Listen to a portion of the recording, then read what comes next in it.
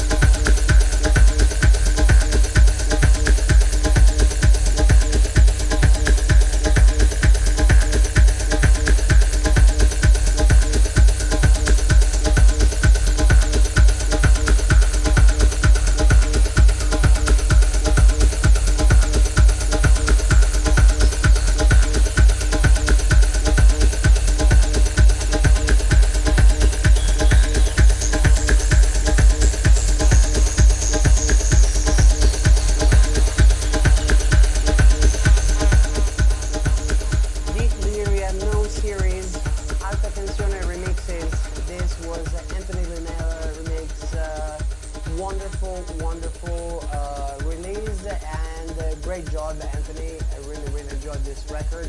And I played this record already live, and yeah, I really enjoyed it because it's a record that gives you enough space to play with your EQ, and especially if you like to enjoy or you like mixing with multiple turntables like I tend to do. Records like this are fantastic records that you can add it to your collections, and you're going to have a lot of fun playing at the same time with other records. So well done, D-LERIA, non-series Alta Tensione Remixes.